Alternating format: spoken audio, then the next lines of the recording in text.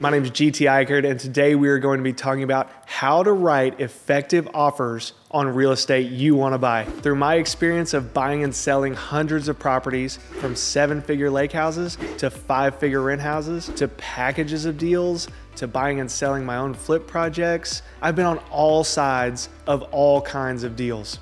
And when thinking of putting in an offer on a piece of real estate, it's important to be able to consider all sides. At the end of the day, it is a negotiation.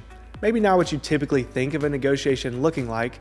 You usually aren't able to sit down face to face with the other party and hash it out. You normally have to communicate via a written offer and your real estate agent. This brings us to the importance of how you structure your offer and how you choose your real estate agent. To be clear, I always harp on the importance of hiring an agent, especially if you are new to the world of real estate investing. A good real estate agent will bring an incredible amount of value to you through their experience and guidance. They will have connections to deals you may not find otherwise, access to view properties, connections with lenders, home inspectors, title companies, surveyors, repairmen, attorneys, etc. Real estate transactions can get messy, and good agents are experts at getting them across the finish line. So go find a good one and get them on your side. I personally have my real estate license and quite a bit of experience, and I still utilize an agent on a lot of my deals because they can apply expertise and time to get deals done, and I can focus on what I'm good at. That leads us into structuring your effective offer. Now, since I don't know you, where you live, or anything about your situation, this is going to be some very general advice. We aren't going to be getting into the specifics of your local real estate contracts. That's where your agent will be crucial. That being said, in Arkansas, where I live, this is what our contracts look like. This one here is 15 pages split into 36 different sections. Your state will likely be laid out different, but most of the information covered will be the same. These 36 different sections are put into the real estate contract to provide a ton of flexibility while trying to protect all of the parties involved. Some sections are informative and don't involve any decision making, but others will require some thought. We're aiming to be effective with these offers and to get you some assets.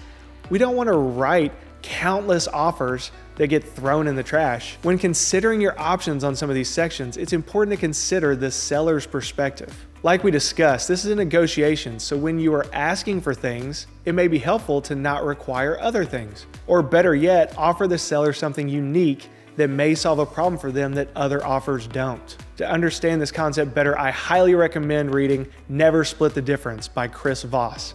He takes his experience as a lead hostage negotiator for the FBI and applies those tactics to business.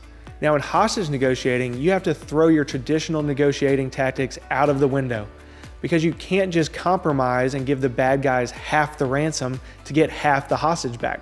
Now, how can we apply this to real estate?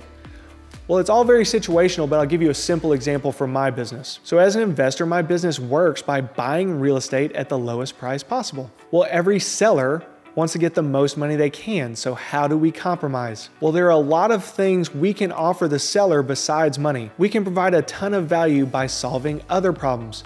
If you can figure out a seller's motivation to sell, it will help you tremendously with this. Chris Voss in his book calls these bits of information black swans. What we will normally do is offer cash because it allows us to be more flexible on terms and to close much faster. We don't have to get appraisers or home inspectors involved, and we can close as soon as the seller needs to. From the seller's perspective, the offer may not have the dollar amount on it that they originally had hoped for, but that can be compensated by a smooth, quick process where we don't have people coming in and out.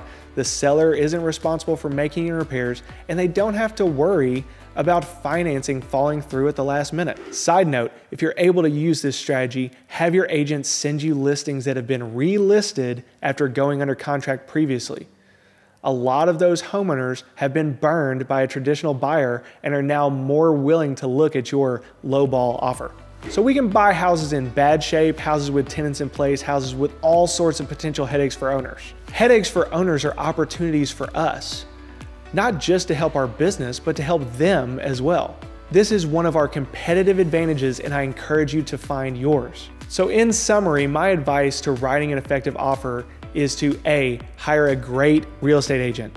This is vital in my opinion if you are new and is still a good idea even if you're experienced. B, find your seller's motivation If you can figure out the seller's reason for selling or what problems they are facing, you can tailor your offer to meet their needs. C, figure out your competitive advantage. How do you solve the seller's issues better than anyone else? And how can you convey that in your offer? I hope this information helps you guys go out there and buy some deals. It's great to have you all here at Hustle on Purpose, where we seek to give you the knowledge and encouragement you need to go out there and accomplish your goals. Please like the video and subscribe, share it with someone who needs this info. Also, follow us on all of our social media platforms where we are always putting out new content to try and support you guys. Thanks again for watching, and remember, hustle on purpose.